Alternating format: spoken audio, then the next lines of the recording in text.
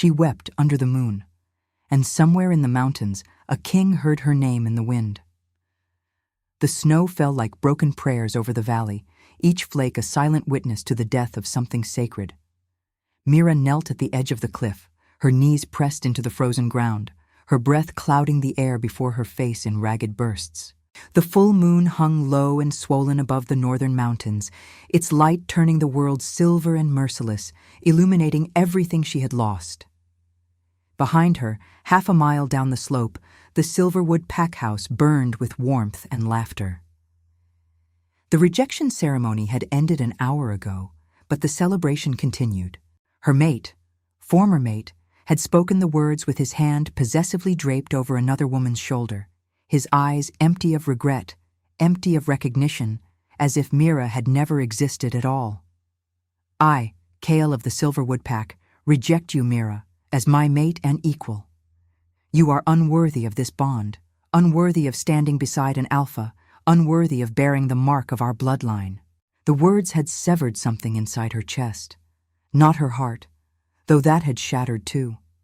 Something deeper, something primal. The place where her wolf had once lived, where the animal spirit that defined her kind had curled warm and protective since childhood. Now there was only silence, a void so complete it felt like drowning in empty air. The pack had watched in silence as Kale spoke the ritual words. No one defended her. No one questioned his choice. She was Omega, the lowest rank, the weakest link, plain-faced where other she-wolves were beautiful, soft-spoken where they commanded attention. A liability in a world that worshipped strength above all else, that measured worth in dominance and power. His new mate was everything Mira wasn't. Tall, fierce, a warrior who could fight beside him, who could lead with authority, who wore her strength like armor. The pack had cheered when Kale claimed her, their voices rising in approval, drowning out the sound of Mira's world ending. So she had walked into the snow, carrying nothing but the thin woolen cloak on her shoulders and the iron pendant her mother had given her before dying of winter fever 3 years ago. A crescent moon, old and tarnished, hanging from a leather cord. The only inheritance she possessed, the only proof she had ever been loved. The wind howled across the valley, bitter and cutting, and Mira closed her eyes against the sting of cold and tears. "Luna," she whispered to the goddess, her voice breaking. "If you hear me, if you ever heard me, let me go. I don't want to feel this anymore. I don't want to be this anymore. Just make it stop." The moon did not answer. It never did. The goddess was silent to those deemed unworthy, and Mira had clearly been weighed and found wanting. But something else did answer. A howl, low, ancient, resonant, filled with a sorrow so deep and profound it made the stars tremble in their fixed positions, made the very air vibrate with grief. Mira's eyes snapped open, her heart lurching in her chest. The sound came from the northern mountains, from the frozen peaks where no pack dared to venture, where the legend said the cursed king wandered in madness and isolation, mad with grief and bloodlust after the moon herself had turned her face from him. She stood slowly, her legs unsteady, her body shaking from cold and shock. The howl came again, closer this time, rolling down the mountainside like thunder, and with it came something impossible, a word, a name, carried on the wind with desperate clarity. Her name, Mira. Her breath caught in her throat. Impossible. No one knew she was here. No one cared enough to look. No one would call her name with such anguished longing, such raw need. But the voice was real, deep, broken, desperate, male and powerful and utterly shattered. She turned toward the mountains, toward the dark peaks crowned with ice and starlight, her heart beating for the first time since the rejection. Not with hope, because hope was a luxury she could no longer afford. With something darker, something that felt like fate recognizing itself, like destiny stirring from sleep. The sensible thing would be to return to the pack house, to beg for shelter, to accept her new position as pack servant and live out her days in grateful submission. But Mira had been sensible her entire life, had been obedient and quiet and grateful, and it had earned her nothing but exile and emptiness. So she pulled her thin cloak tighter around her shoulders, touched the crescent moon pendant at her throat like a talisman, and began to walk toward the voice that had called her name. Toward the mountains where cursed kings wandered, and the moon watched everything with silver eyes. The northern forest was a graveyard of ice and shadow. Ancient trees stood like frozen sentinels, their branches clawing at the sky with gnarled fingers, their bark black against the white snow. No birds sang here, no animals moved. The silence was absolute, broken only by the crunch of Mira's footsteps and the ragged sound of her breathing as she pushed deeper into territory that smelled of death and wild magic. The snow here was deeper than in the valley, untouched by footsteps or fire, pristine and deadly. Mira's cloak dragged behind her, growing heavier with accumulated frost, but she did not stop, could not stop. The pull was too strong now, a thread connecting her ribs to something in the darkness ahead, tugging her forward with inexorable force. The howl had stopped minutes ago, but she could still feel it resonating in her bones, still hear the echo of her name spoken with such desperate recognition. Her wolf was silent. It had been silent since the rejection, since the moment Kyle's words had severed the bond. But now, beneath the numbness, beneath the hollow emptiness where her animal spirit should live, she felt something stirring. Not her wolf, something older, something that predated the pack bonds and territory marks, something lunar and ancient. She followed a frozen stream, its surface covered with ice thick enough to walk on, until the forest opened into a clearing ringed by standing stones. Ancient markers from a time before the packs, covered in symbols she couldn't read but somehow understood. Moon phases, star patterns, the language of the goddess written in stone. And there, collapsed against the largest boulder, half buried in snow, was a man. No, not a man, an alpha, a king. His body was massive even in repose, wrapped in a torn black cloak lined with silver wolf fur that had once been magnificent but was now matted with blood and dirt. More blood stained the snow around him in dark pools, still liquid despite the cold, steaming slightly in the frozen air. His skin was pale as moonlight, his jaw sharp and defined, his hair long and black as midnight, falling across a face that would have been beautiful if not twisted with pain. But it was his eyes that stopped Mira in her tracks, golden, burning, filled with agony and something else, recognition, as if he had been waiting for her specifically, as if he knew her. You. His voice was a rasp, barely audible, forced through gritted teeth. Blood flecked his lips. You came. I didn't think. I thought I was dreaming your name. Mira stepped closer, every instinct she possessed screaming at her to run, to flee, to get as far from this dangerous creature as possible. He was an alpha, wounded and cornered and unpredictable. Everything about him radiated power, even bleeding and broken in the snow, even with death clinging to him like a second shadow.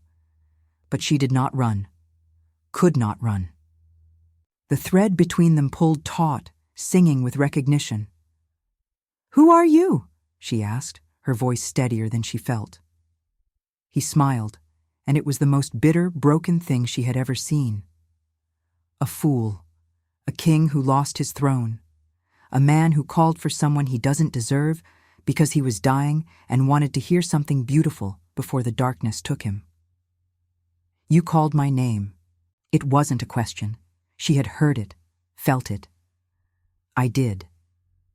He closed his eyes, his breathing shallow and labored. His chest rose and fell with obvious effort.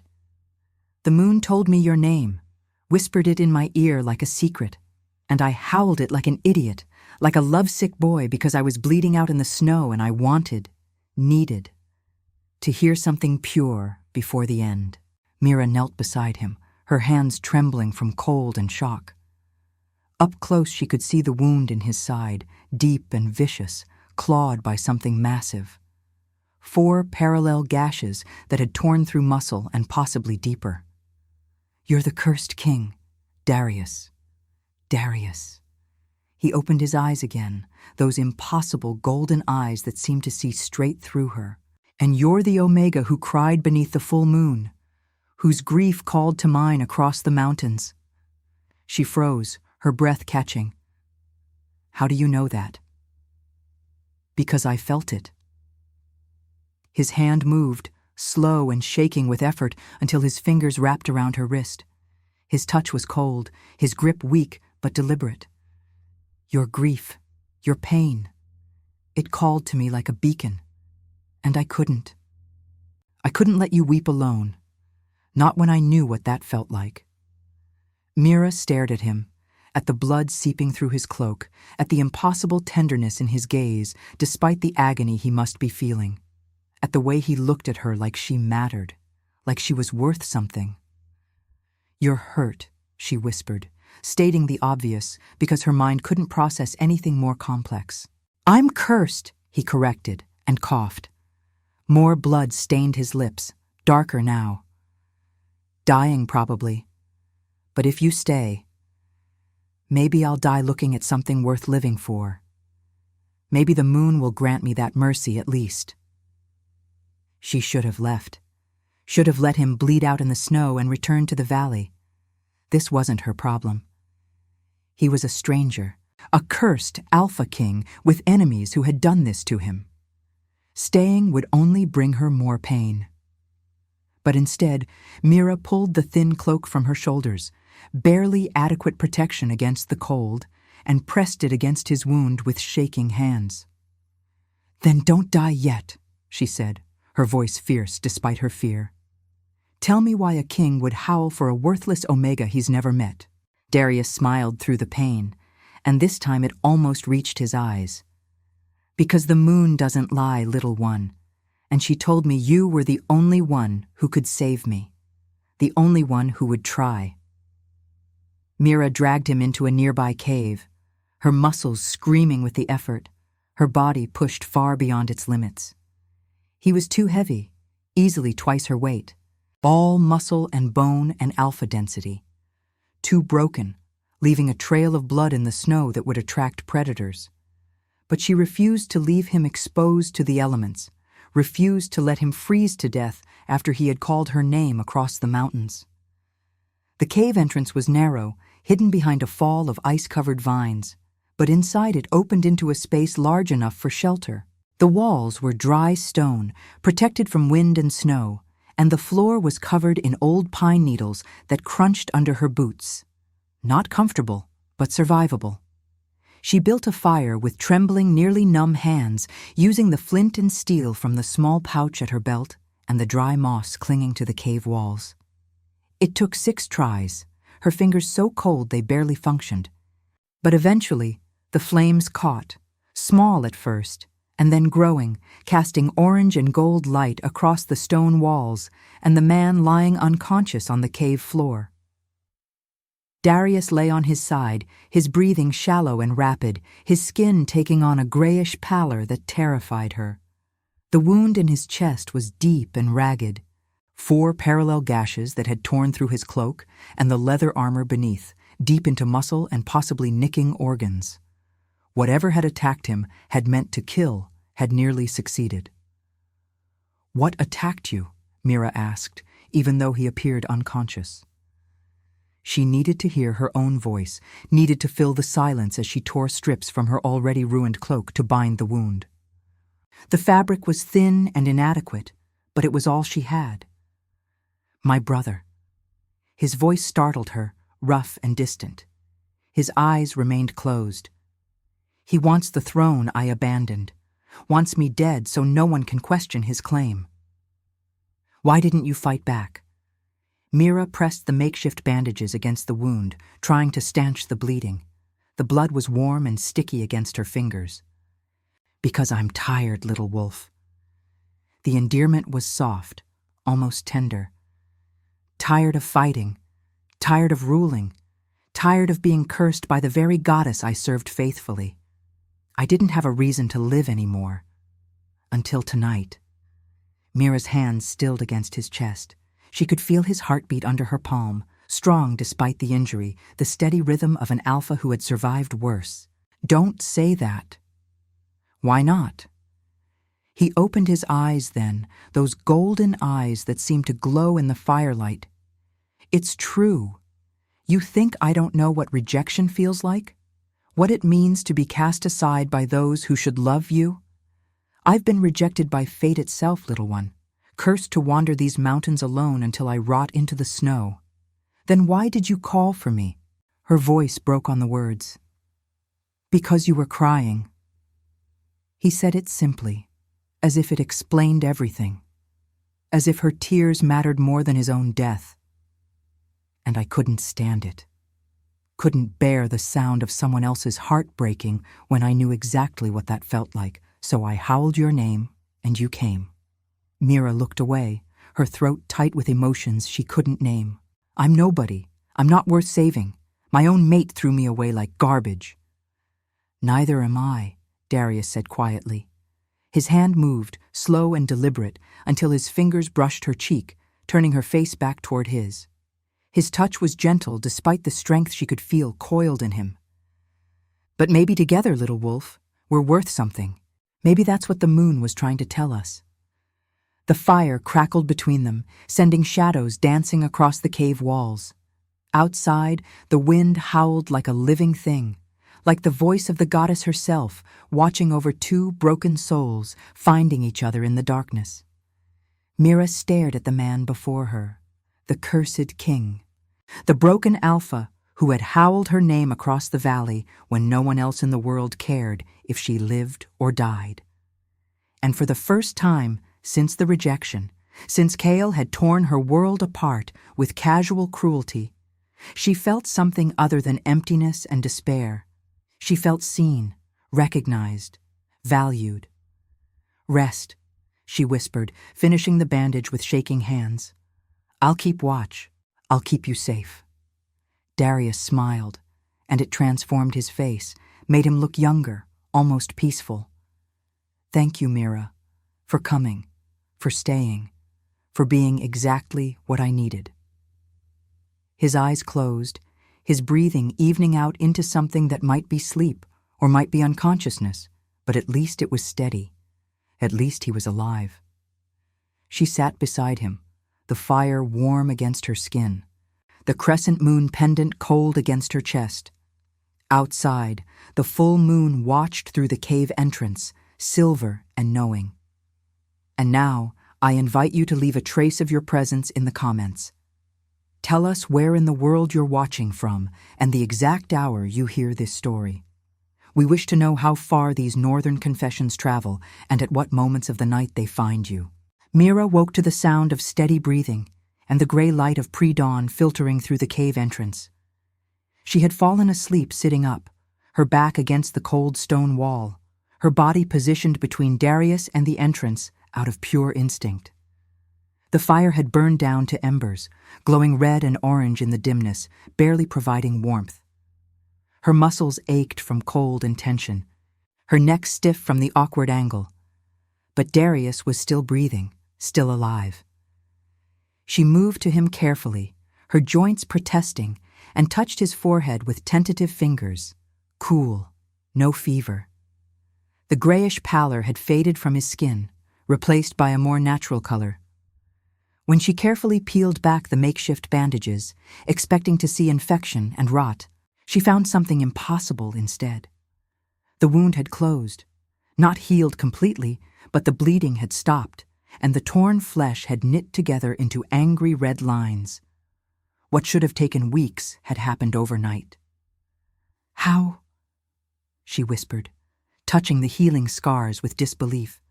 Alpha blood. His voice made her jump. His eyes opened, golden and alert, more focused than they had been last night. We heal faster than most. It's one of the few advantages of being cursed with too much power, but not fast enough to survive alone in the snow with wounds like that. I would have bled out or frozen if you hadn't found me. Mira pulled her hand back, suddenly self-conscious. You should be dead. Those wounds were fatal, yes. Darius sat up slowly, wincing but moving with surprising ease. And then you stayed. That was enough. Sometimes survival isn't about strength. It's about having someone give you a reason to fight through the night. Mira stood, moving to the mouth of the cave, needing distance. Dawn was breaking over the valley below, painting the snow in shades of pink and gold and lavender. Somewhere down there, her old pack would be waking, going about their lives, training, eating, laughing, forgetting she ever existed. Kyle would be waking beside his new mate, his chosen, his equal. Why are you cursed? She asked, her back to Darius, watching the sunrise and trying not to feel the weight of everything she had lost. Darius was silent for a long moment. When he spoke, his voice was flat, emotionless in the way of men trying not to feel too deeply. Because I chose mercy over justice, because I tried to be better than my bloodline, and the moon punished me for it.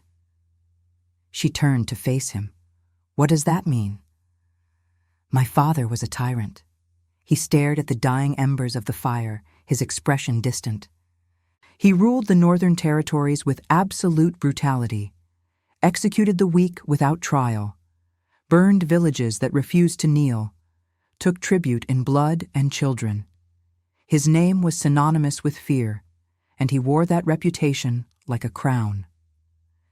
Mira moved closer, drawn by the pain in his voice despite herself. When I became Alpha King after his death, Darius continued, I swore I would be different, that I would rule with wisdom instead of fear. So I freed the prisoners rotting in his dungeons, pardoned crimes committed under duress, offered peace treaties to rival pacts, reduced tributes, protected the weak instead of culling them. That sounds noble, Mira said softly. Honorable. It was weak. His voice turned bitter. Or so my council said, so my brother said. So every alpha who had grown fat and powerful under my father's tyranny said. They wanted blood and dominance. I gave them mercy and justice. And the moon. He looked up, his golden eyes blazing. The moon herself cursed me for breaking tradition, for daring to rule differently than my ancestors. She called me unworthy and cast me out of my own kingdom. That's not a curse, Mira said, her voice fierce. That's punishment for being good, for choosing compassion over cruelty. Darius looked at her, something breaking in his carefully controlled expression, raw emotion bleeding through. You're the first person to say that. Everyone else called me weak, said I deserved what I got. Then everyone else is blind. She crossed to him, kneeling so they were eye to eye. Strength isn't about how much pain you can inflict. It's about choosing mercy when vengeance would be easier. It's about protecting the weak instead of crushing them. His hand came up, cupping her face with a gentleness that made her breath catch. What about you, Mira? Why were you rejected? What crime did you commit to deserve exile? She closed her eyes against the sting of tears. Because I'm Omega.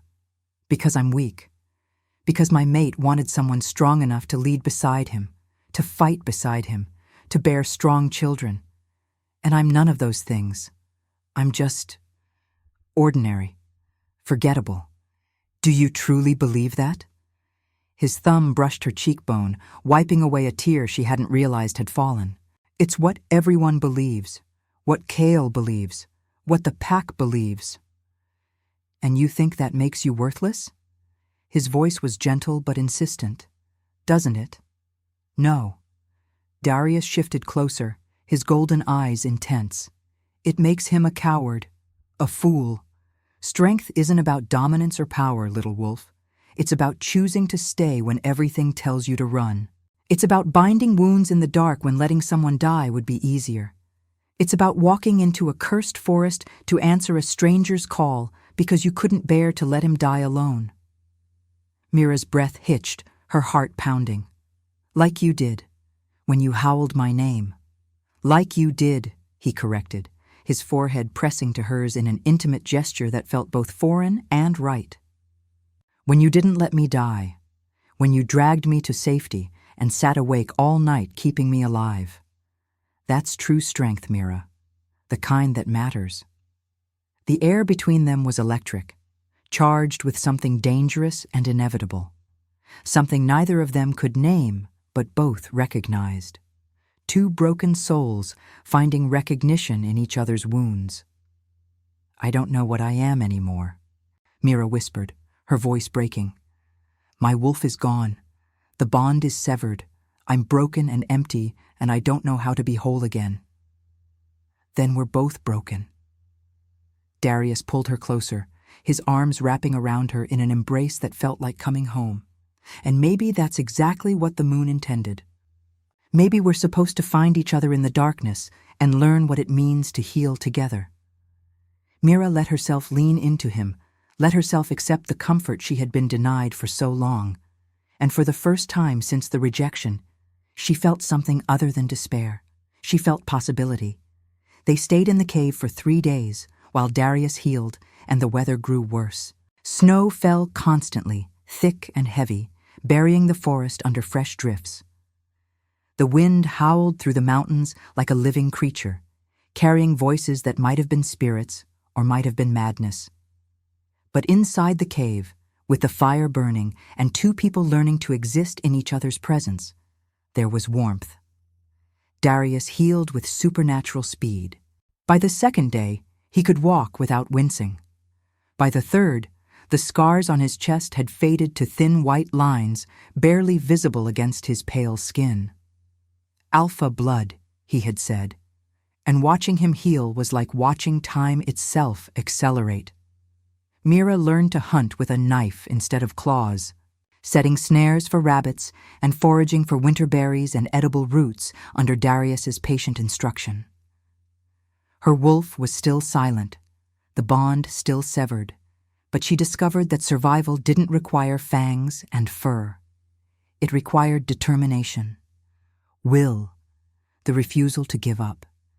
They spoke little during those 3 days, but the silence was not empty. It was full of understanding, of shared grief, of 2 damaged souls learning to coexist without demanding explanations or apologies. On the morning of the 4th day, Darius stood at the mouth of the cave, staring south toward the valley with an expression Mira had learned to recognize. Alert, tense, predatory. "They're coming," he said quietly. Mira joined him, following his gaze. She couldn't see anything but snow and trees and the distant smoke from valley settlements. "Who?" "My brother. His soldiers." He turned to her, his golden eyes serious. "Lucian has been tracking me since the attack. He's patient, methodical. And now that I've stopped moving, now that I've stayed in one place long enough to leave a trail, he knows where I am. Then we run." It was simple, obvious. "No." Darius took her hands in his grip warm and steady. "I run. You go back to your pack. Tell them you found me injured and helped me if you want. Or tell them nothing, but forget you ever met me, little wolf. This isn't your fight." Mira pulled her hands free, anger sparking hot in her chest. "I can't go back." "You can. You should. They'll take you back." "Omegas are always needed." "As servants," she interrupted. "As pack slaves. As breeding stock for unmated males who want someone obedient. That's not a life. That's existence. And I'd rather freeze in these mountains than go back to that." "Mira." "You called my name," she said fiercely, stepping into his space, refusing to back down. "You howled it across the valley when no one else in the world cared if I lived or died. You told me I was worth something, that my strength mattered. And now you think I'll just walk away? Leave you to face your brother alone?" Darius stared at her, his jaw tight with frustration and something else. Fear.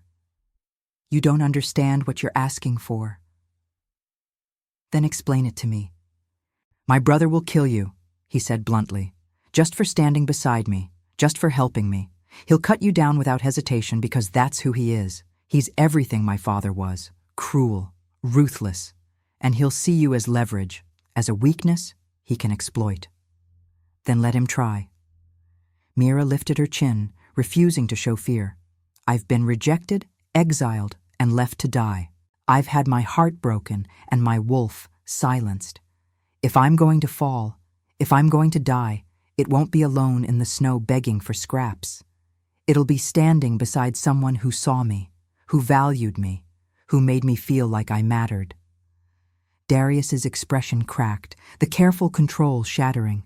You're insane, reckless, foolish. Maybe. She smiled, bitter and bright and unafraid. But so are you. You chose mercy in a world that demanded cruelty. You gave up your throne rather than become your father. And you howled for a stranger because you couldn't bear the sound of her crying. So don't you dare tell me I'm the reckless one. He laughed then, a sound like broken glass, rough and unexpected. Fine, stay, fight beside me. Get yourself killed for a cursed king who can't protect you. But when this is over, when you're bleeding in the snow, don't blame me. I won't. Mira touched the crescent moon pendant at her throat, feeling its weight, her mother's final gift, her only inheritance. Because something tells me the moon didn't bring us together just to watch us die. She has a plan, even if we can't see it yet. Darius looked at her for a long moment, his golden eyes searching her face. Then he kissed her forehead, soft and reverent, a gesture that felt like a promise, like a vow. Then let's give her a story worth telling, little wolf. They heard the soldiers before they saw them, the sound of boots on snow, rhythmic and disciplined, the scrape of swords against leather sheaths, voices harsh with authority and anticipation, the voices of men who had hunted successfully and were closing in on cornered prey. Darius stood at the cave entrance, his body positioned as a wall between Mira and whatever was coming. His wounds were healed, but his stance was careful, controlled, ready. He had found a fallen branch the thickness of his forearm and broken it to the right length, fashioning it into a makeshift weapon. Not much against trained soldiers, but better than nothing. Stay behind me, he said without looking back. No. Mira moved to stand beside him, her small hunting knife in her hand. It was pathetic compared to real weapons, barely longer than her palm, but it was sharp, and she knew how to use it. Mira, I said no. She met his eyes, her jaw set. We face this together, or not at all. The soldiers appeared through the trees like shadows materializing from the forest itself. 12 of them, all male, all armored in boiled leather and steel, all armed with swords and spears. Professional, dangerous. They moved with the coordination of men who had trained together, who knew how to hunt and kill efficiently. Leading them was a man who looked like Darius's shadow. Same height, same build, same black hair, though shorter, more controlled. Same golden eyes. But where Darius's gaze held sorrow and depth, this man's held nothing but cold cruelty. Where Darius moved with careful grace, this man radiated violence barely leashed. Brother, the man said, his voice smooth and mocking. He smiled, and it was the smile of a predator who had cornered weaker prey. You look terrible. Death hasn't been kind to you, though I suppose surviving my little gift is impressive. Father always said you were harder to kill than you looked. Lucian. Darius's voice was flat, emotionless, the voice of a man facing an inevitable confrontation. Go home. Home? Lucian laughed, the sound echoing off the trees. I am home, brother. The throne is mine now, properly mine. I've restored Father's laws, culled the weak as they should be culled, reminded the packs what it means to fear a true alpha. Everything is as it should be, as it was always meant to be. Everything is broken. Darius's grip tightened on his makeshift weapon. You're ruling through fear and blood. That's not strength. That's tyranny. No. Lucian's smile faded, replaced by something colder. You were the broken one. You with your mercy and your weakness, and your foolish belief that ruling means protecting the worthless. Father was right to be ashamed of you, and I'm here to finish what the curse started, to end the embarrassment of a failed king." He raised his hand, a casual gesture, and the soldiers advanced in perfect formation, weapons ready, moving to surround the cave entrance. Darius shifted into a fighting stance, his body tense. But Mira felt it before he did, felt it before anyone did. The pull, the thread connecting her to something vast and ancient, the power that had been sleeping inside her since birth, waiting for the right moment to wake. She stepped forward, past Darius, ignoring his sharp intake of breath.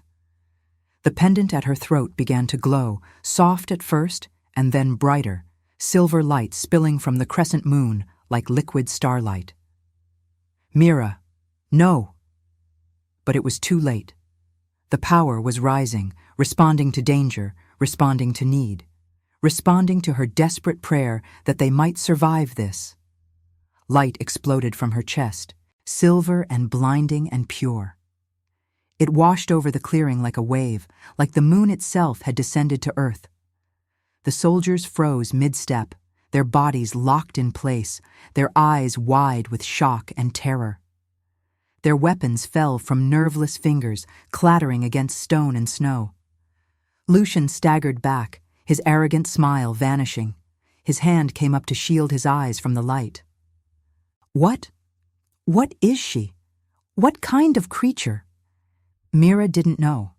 She had never known, but she felt it now, burning through her veins like liquid silver, the power her mother had whispered about in fevered dreams before dying, the gift that marked certain bloodlines, the ability to see and shape the threads of fate itself. Pathfinder. The word echoed in her mind like a revelation, like remembering something she had always known but forgotten. She could see them now, the threads, glowing silver lines connecting every person, every choice, every possible future. She could see Lucian's thread, black and twisted, leading to blood and death and ruin. Could see his soldiers' threads, most of them gray with fear and doubt, following orders they didn't fully believe in. Could see Darius's thread, golden and strong, connected to hers in ways that made her breath catch. And she could see what would happen if they fought here. Could see the futures spinning out from this moment. Most of them ended in death, in blood on snow, in Darius falling with a sword through his heart while she screamed. But there was one thread, one thin possibility. If they ran. If they moved now while the soldiers were frozen by her power. "You're going to lose," she said, her voice echoing with something ancient and vast, the voice of the goddess speaking through her. "Not today, but soon, because you chose cruelty over mercy, because you rule through fear instead of wisdom, and the moon does not forgive that. She never has." Lucian snarled, trying to move, but the light held him frozen. "Kill her! Kill them both! I don't care what she is!" But the soldiers couldn't move. The light imprisoned them, held them locked in place by power they didn't understand and couldn't fight. Darius grabbed Mira's hand, his voice urgent. "We run, now. Whatever you're doing, it won't last forever." And they ran. Subscribe if you believe mercy can crown even the fallen. They ran until the mountains swallowed them whole, until the forest grew so dense and wild that even moonlight couldn't penetrate the canopy, until Mira's lungs burned and her legs threatened to give out beneath her. The light had faded as they fled, the power draining from her like water from a broken vessel. By the time they stopped, collapsing against a massive tree in a part of the forest that felt older than time itself, Mira was shaking violently, her body racked with exhaustion that went beyond physical. Darius caught her as her legs gave out, his arms steady and strong. "I've got you. You're safe. I've got you." What was that? His voice was awed, frightened, impressed all at once. What happened back there? That power. "I don't know." Mira's voice shook as badly as her body. She pressed her face against his chest, trying to breathe, trying to understand what had just happened. It's never manifested before. I didn't know I could do that. You're a pathfinder. Darius held her tighter, his hand cradling the back of her head. My mother was one. They're incredibly rare. Born once in a generation, maybe less. They can see the threads of fate, see possible futures, and in moments of extreme need, they can influence those threads, change outcomes. The moon gifts them to kings who've lost their way. But I'm not. Mira pulled back to look at him. I'm just Omega. I'm nothing special. I don't have that kind of power. You are. His hand cupped her face, his golden eyes intense. You're exactly what I needed, what the kingdom needs, what the moon has been waiting for. Mira shook her head, tears streaming down her face. I can't. I don't know how to control it. I don't even know what I did back there. It just happened. And now I feel empty, drained, like I used something I didn't know I had. Then I'll teach you. Darius pressed his forehead to hers, his warmth anchoring her. My mother trained for years to master her gift. She had priestesses who taught her, and we'll find them. The Temple of the Moon in the far north. They'll help you understand what you are, what you can become. What if I can't do it again? The fear was real, raw. What if that was all I had, and now it's gone? Then we'll survive without it. He kissed her, fierce and desperate and full of promise. But I don't believe that. I think you're just beginning to wake up, little wolf. And when you do, when you fully understand what you can do, you're going to be extraordinary.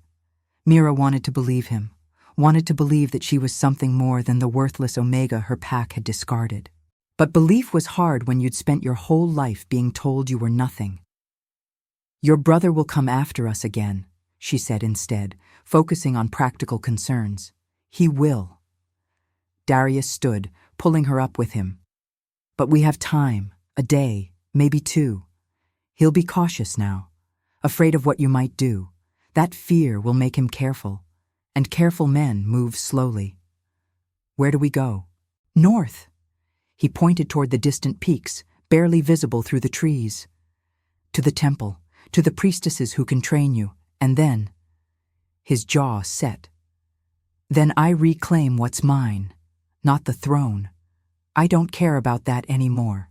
But my kingdom, my people, they deserve better than Lucian's tyranny. Can we do it?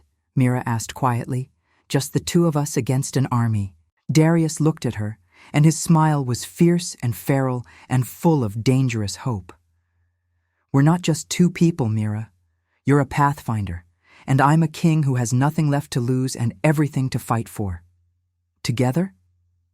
He took her hand, lacing their fingers together. Together we might just change the world.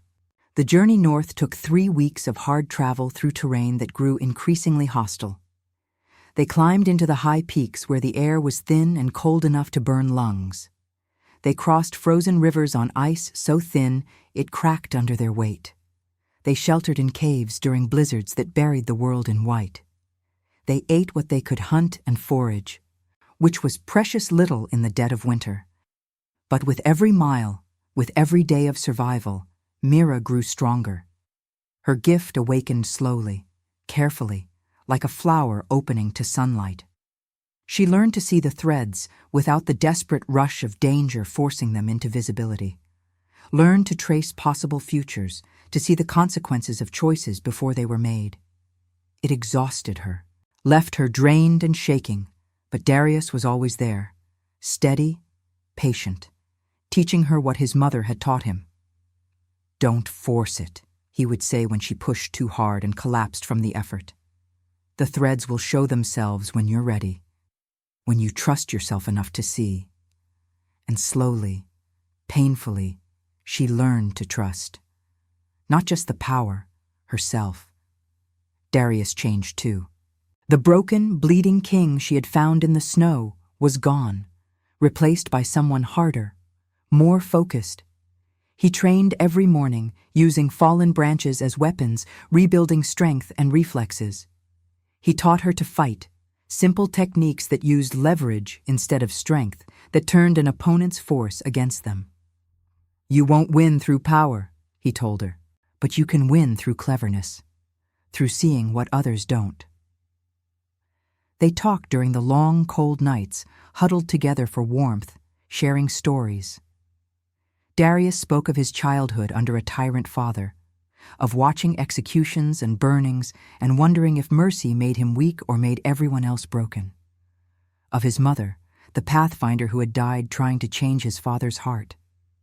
Mira told him about her mother's death, about being Omega in a pack that valued only strength, about Kyle's rejection and the hollow emptiness it had left behind.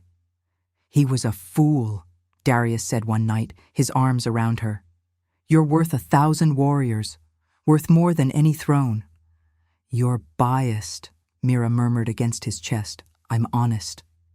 He tilted her face up, his golden eyes serious in the firelight.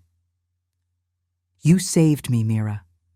In every way a person can be saved, and I will spend the rest of my life making sure you know your worth." They reached the Temple of the Moon on a night when the aurora danced green and silver across the sky. The temple was carved into the mountain itself, ancient stone covered in the same symbols she had seen in the clearing where she found Darius: moon phases, star patterns, the language of the goddess written in stone older than memory. The priestesses welcomed them at the gates, 9 women in silver robes, their eyes knowing and ageless. The eldest stepped forward, her white hair flowing loose, her face lined with wisdom and power. "The moon has been waiting for you, both of you." Mira looked at Darius, at the man who had howled her name, who had taught her to see her own strength. "What happens now?" The priestess smiled. "Now, child, you choose. The threads are gathering. The future is forming. You can see them, yes? The possibilities?"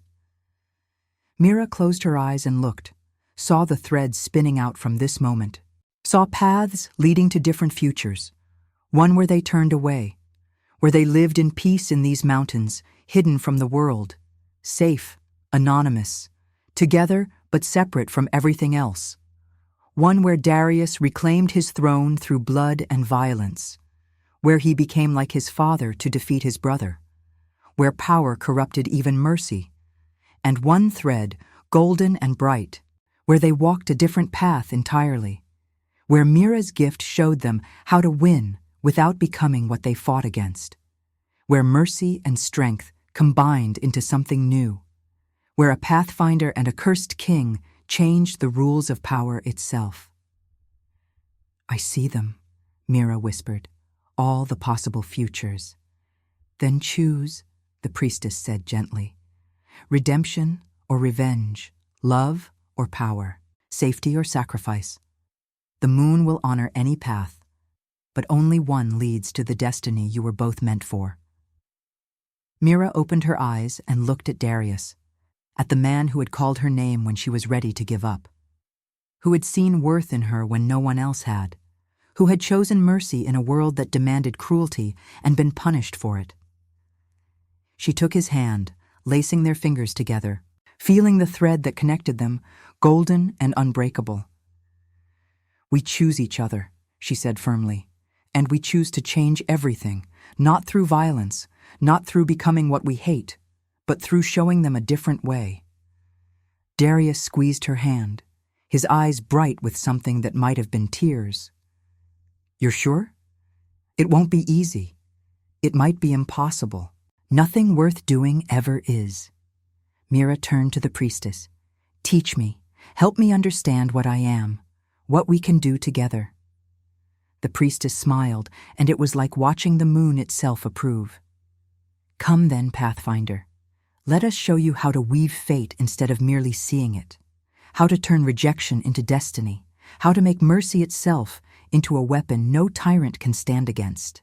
She led them into the temple, into halls lit by silver fire and decorated with the history of every pathfinder who had come before. And as Mira walked beside Darius, their hands still joined, She felt her mother's pendant warm against her chest. The moon was watching. The moon was waiting. And two broken souls who had found each other in darkness were about to learn what it meant to become whole. 3 months passed in the Temple of the Moon, 3 months of training and transformation and understanding. The priestesses taught Mira to see beyond the threads of fate, taught her to understand the patterns, the way choices rippled out across time, the way one act of mercy or cruelty could change the course of kingdoms. They taught her to touch the threads gently, to suggest instead of force, to guide instead of control. The goddess does not demand obedience, the eldest priestess told her. She offers possibilities, and a pathfinder's gift is to help others see those possibilities, to illuminate the path they might not see alone. Darius trained alongside her, not in fate-weaving, but in understanding what it meant to be a true king. The priestesses had known his mother, had trained her, and they shared her wisdom with him now. Your father ruled through fear, they told him, and you rejected that path. But you also rejected power itself, saw it as inherently corrupting. That was your mistake. Power is not evil, Darius. It is neutral, a tool. What matters is how you wield it and why. He learned to accept his strength without shame, learned that mercy and power were not opposites, but partners, that protecting the weak required the strength to stand against the strong, that true kingship meant carrying the burden of difficult choices without letting that burden make you cruel. And through it all, through every lesson and trial and moment of doubt, Mira and Darius grew closer. The bond between them deepened into something that went beyond attraction or gratitude. They understood each other's darkness, had walked through each other's pain, had chosen each other not out of convenience or fate's demands, but out of genuine recognition. I was ready to die in that snow, Darius told her one night as they stood on the temple's highest balcony, watching the aurora dance. And then you came, and suddenly I had a reason to live. I was ready to disappear, Mira replied, leaning into his warmth, to let the rejection define me. And then you howled my name, and suddenly I mattered. You always mattered. He turned her to face him, his hands gentle on her shoulders. But I'm glad I was there to remind you. The priestesses declared her training complete on the night of the spring equinox, when day and night balanced perfectly and the moon hung full and luminous above the temple. You are ready, the eldest said, ready to face what comes, ready to change the pattern that has held the northern kingdoms in blood and tyranny for generations. What about Lucian? Mira asked. She had watched his thread over the months, seen it growing darker, more twisted, seen the suffering he caused, spreading like poison through Darius's former kingdom. He has become everything your brother feared, the priestess said to Darius. Cruel, paranoid, violent. The packs suffer under his rule. They are ready for change. They are waiting for someone to show them a different way. Then we go back. Darius's voice was firm, certain. We reclaim the throne, but not through assassination or war, through showing them what real strength looks like. Mira saw the thread then, golden and bright, the path the goddess had been preparing them for. It would be dangerous. It would require everything they had learned. But it was possible, more than possible. It was right. They left the temple at dawn, the priestesses blessing them with ancient words and silver fire. The journey south took 2 weeks, retracing the path they had climbed in winter. But spring had transformed the mountains. Snow melted into rushing streams. Flowers bloomed in impossible places. Life returning after the long death of winter. They reached the border of Darius's kingdom on the night of the full moon, exactly 1 year after the night Mira had cried beneath the stars and a cursed king had howled her name. The border guards recognized Darius immediately. Some reached for weapons, others fell to their knees. Hope and fear warring on their faces. "I am Darius," he said simply, his voice carrying power without force, "your rightful king, and I have returned not to wage war, but to offer you a choice. Continue following my brother into darkness, or join me in building something better." "He'll kill us," one guard said, his voice shaking. "Lord Lucian will execute anyone who betrays him." "Then don't betray him." Mira stepped forward, her pendant glowing softly. She could see their threads, see their fears and hopes tangled together. "Join us. Stand with us. Help us show him that ruling through fear only works until someone offers hope instead." She touched the threads gently, not forcing, just illuminating, showing them the possible futures, one where they stayed loyal to Lucian and watched their kingdom rot, one where they stood with Darius and built something new. The choice was theirs. It had to be theirs. One by one, the guards knelt, not out of fear, out of choice. "We're with you," their captain said. "Tell us what you need." What followed was not a war, but a revolution of hearts. Darius and Mira traveled through the kingdom, visiting packs and villages.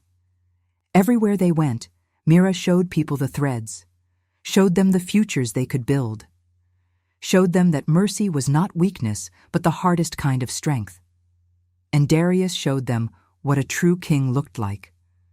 Strong enough to protect, wise enough to listen, humble enough to admit mistakes. He settled disputes not with violence, but with justice. He protected the weak not out of obligation, but out of genuine care. Word spread. The cursed king had returned, and he had brought a pathfinder with him, a woman who could see fate itself. Together they were offering something the kingdom hadn't known in generations: hope. Lucian tried to stop them, sent soldiers, offered rewards for their capture, threatened villages that sheltered them. But Mira saw every move before he made it, saw the threads of his plans unraveling, and she guided them safely through every trap, every ambush, every attempt to destroy what they were building. Until finally, on a night when the moon hung heavy and full, they stood before Lucian's fortress with an army behind them. Not an army of conquest, an army of people who had chosen change, who had chosen mercy over cruelty, who had chosen to follow a king who valued them. Lucian emerged onto the battlements, his face twisted with rage and fear. "You think you can take this from me?" he screamed. "You're weak, you're cursed, you're nothing." "I was cursed," Darius called back, his voice carrying across the field.